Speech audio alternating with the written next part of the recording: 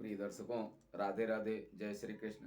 मैं सुदर्शनाचारी संदीप त्रिपाठी आपके अपने YouTube चैनल एस्ट्रो राधे गुरु में आप सबका हार्दिक स्वागत एवं अभिनंदन करता हूं।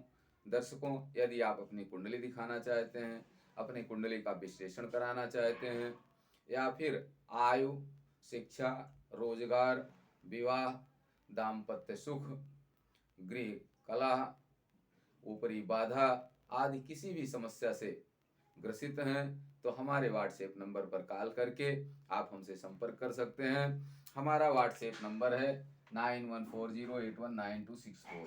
इस नंबर पर कॉल करके अपना डिटेल भेज करके, चाहे आप भारत में हो या भारत से बाहर हो, नाम, जन्म तारीख, जन्म समय, जन्म स्थान भेज करके अपने विषय में संपूर्ण जानकारी प्राप्त कर सकते हैं और अपनी समस्या का समाधान प्राप्त कर सकते हैं। दर्शकों, सर्वोदय नगर लखनऊ में हमारा मिलने का समय है शाम को 5 बजे से 7 बजे तक। इस बीच में आप व्यक्तिगत रूप से भी हमसे मिल करके अपनी समस्या का समाधान प्राप्त कर सकते हैं और शुल्क आदि की जानकारी भी प्राप्त कर सकते हैं।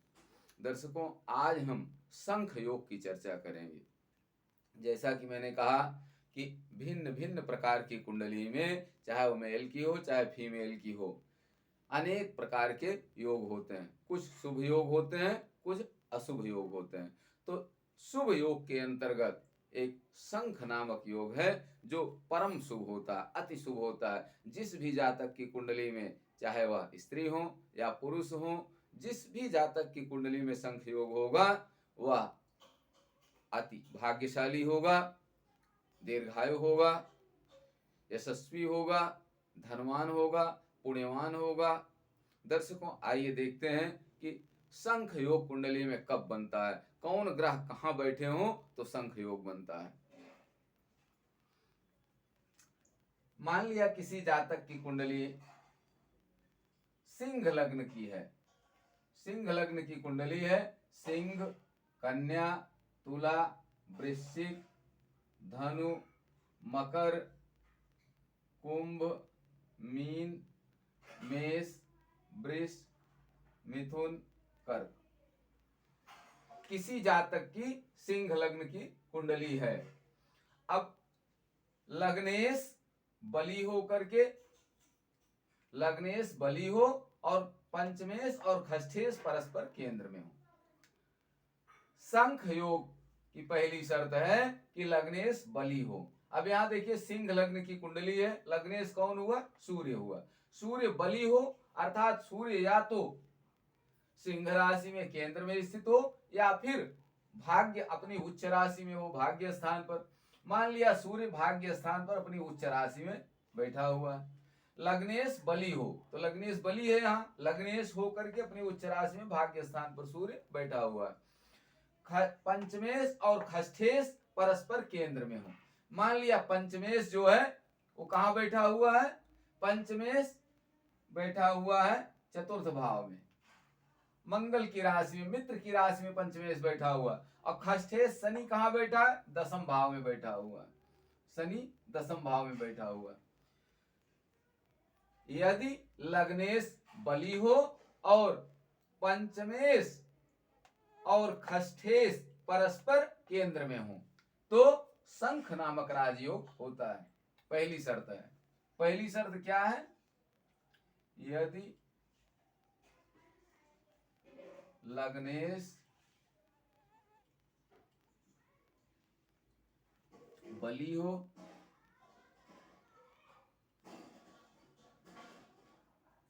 और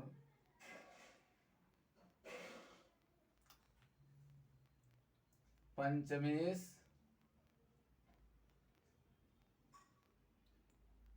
तथा खष्ठेश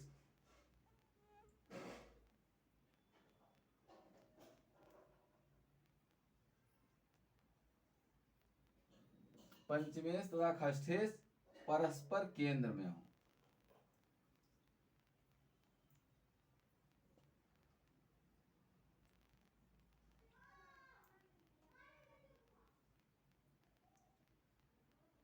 तो शंख नामक राग योग बनता है। शंख योग बनता है।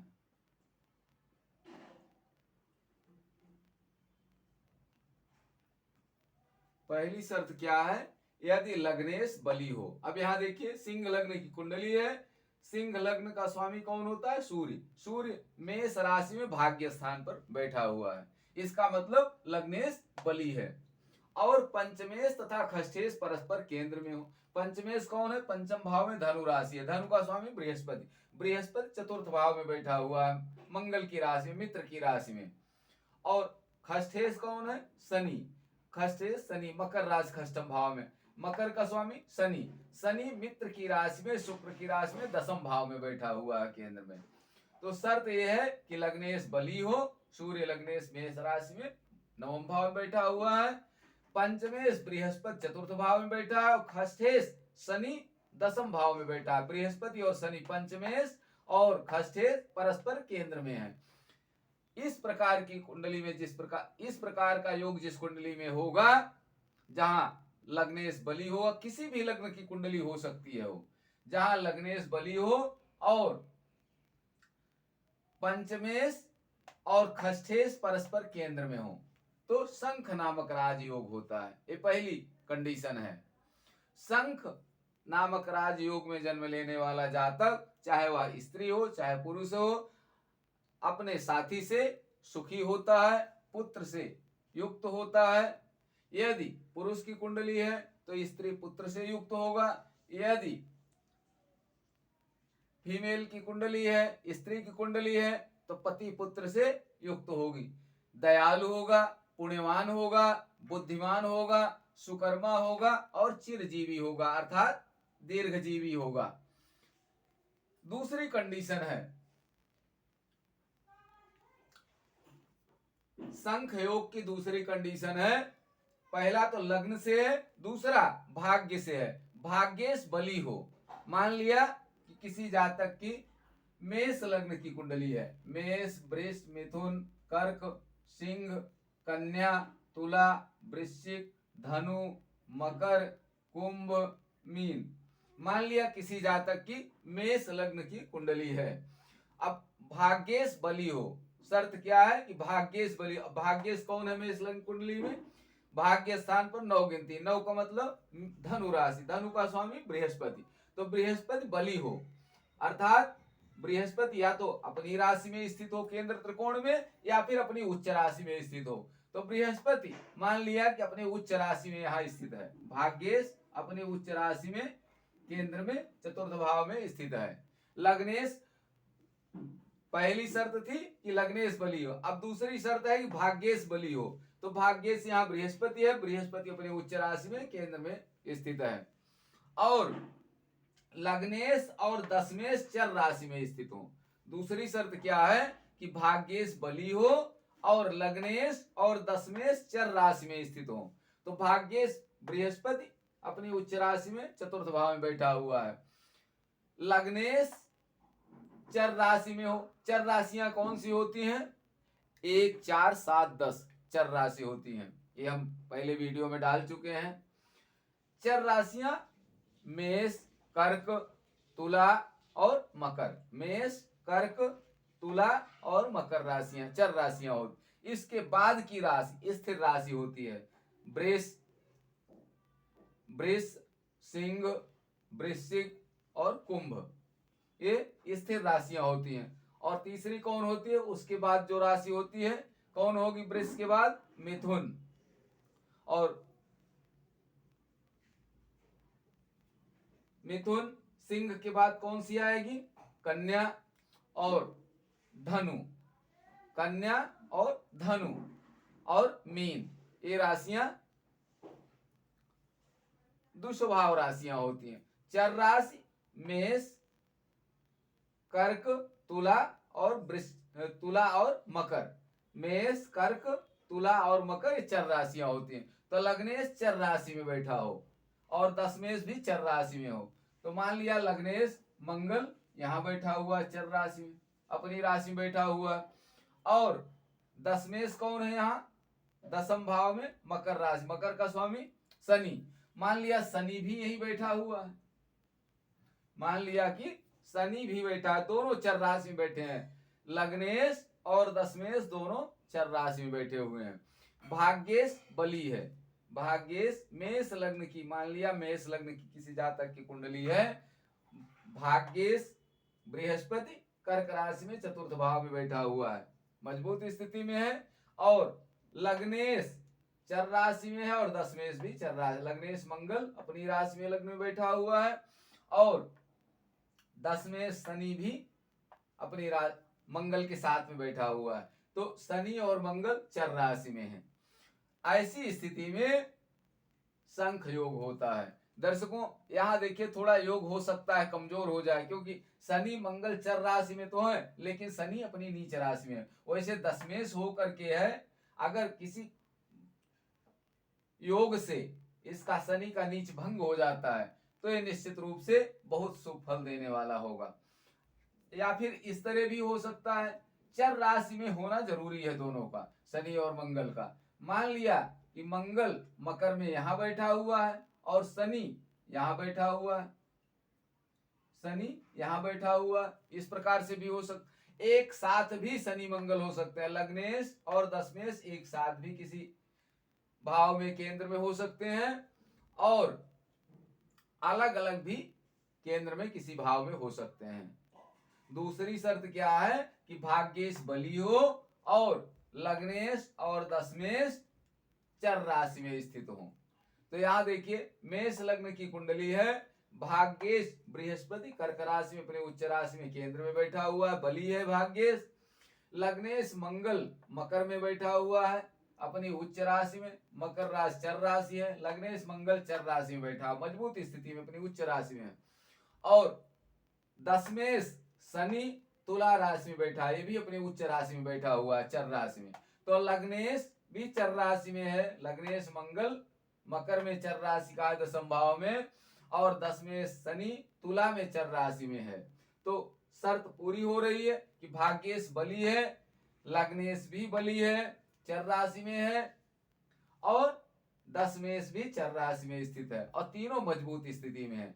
दर्शकों जिस भी जातक की कुंडली में इस प्रकार का योग होगा, ऐसा जातक धन स्त्री पुत्र से युक्त होगा, अर्थात धनवान होगा, स्त्री उसकी अनुगामिनी होगी, उसके अनुकूल चलने वाली होगी, और पुत्र से सुखी होगा, पुत्रवान होगा, दयालु होगा, पुण्यवान होगा, बुद्धिमान होगा, और अच्छे कर्म करने वाला होगा, अपने जीवन में अच्छा से अच्छा कर्म करने की कोशिश करेगा, और दीर्घायु होगा, निश्चित रूप से दीर्घायु होगा, क्योंकि लग्नेश भी बली है, भाग्येश भी बली है।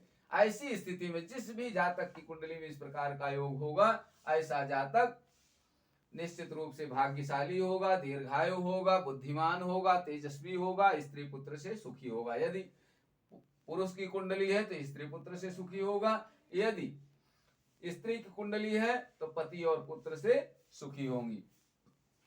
दर्शकों फिर से देखें, शंख योग की पहली विशेषता है यदि लग्नेश बली हो और पंचमेश तथा खष्ठेश परस्पर केंद्र में हो। लग्नेश बली है, लग्नेश सूर्य यहाँ अपनी उच्च राशि में भाग्य स्थान पर स्थित है, पंचमेश बृहस्पति केंद्र में है, और खष्ठेश शनि भी दशम भाव में, तो परस्पर केंद्र में है, एक दूसरे पर पूर्ण दृष्टि पड़ रही है। इस प्रकार का योग शंख योग के अंतर्गत आता है। दूसरी शर्त क्या है कि भाग्येश बली हो, दूसरी शर्त है भाग्येश बली हो, भाग्येश बली हो,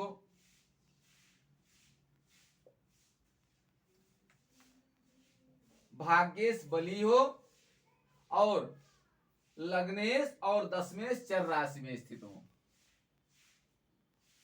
लग्नेश और दशमेश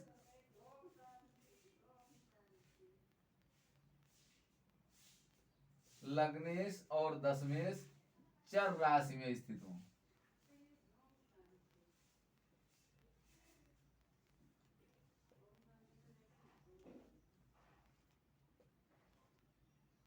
तो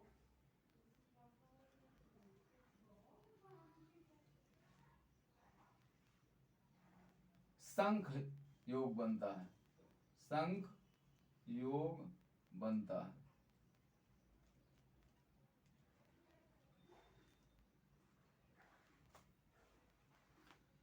भाग्येश बली हो, लग्नेश और दशमेश चर राशि में हो तो शंख योग बनता है, जैसा कि दूसरी कंडीशन में आपने देखा। पहली कंडीशन थी यदि लग्नेश बली हो और पंचमेश और खष्टेश परस्पर केंद्र में हो। तो यहाँ देखिए लग्नेश सूर्य अपनी उच्च राशि में मेष में बैठा हुआ है और पंचमेश बृहस्पति चतुर्थ भाव में है, खष्टेश शनि दशम भाव में परस्पर केंद्र में है। दूसरी शर्त है भाग्येश बली हो, लग्नेश और दशमेश चर राशि में हो। यहाँ देखिए भाग्येश बृहस्पति अपनी उच्च राशि में चतुर्थ भाव में बैठा हुआ है, लग्नेश और दशमेश चर राशि में है। लग्नेश मंगल मकर राशि में है चर राशि में, और दशमेश शनि तुला चर राशि में है। तो दोनों प्रकार से योग बनते हैं। यदि इस प्रकार का योग है, चाहे वो लग्न से बने चाहे भाग्य से बने, तो शंख नामक योग होता है। और इस योग में जन्म लेने वाला जातक धन, स्त्री, पति से सुखी होता है और बुद्धिमान होता है, विद्वान होता है और अच्छे कर्म करने वाला है, सुकर्मा होता है और दीर्घजीवी होता है। दर्शकों, आज यहीं तक। यदि अभी तक आपने हमारे चैनल को सब्सक्राइब नहीं किया है तो प्लीज चैनल को सब्सक्राइब करें, लाइक करें, शेयर करें, ताकि अधिक से अधिक लोगों को इसका लाभ मिल सके। अगले वीडियो में हम फिर आपसे मिलेंगे। तब तक के लिए आप सबको राधे राधे, जय श्री कृष्ण। आप सब स्वस्थ रहें, मस्त रहें, हंसते मुस्कुराते रहें। जय हिंद।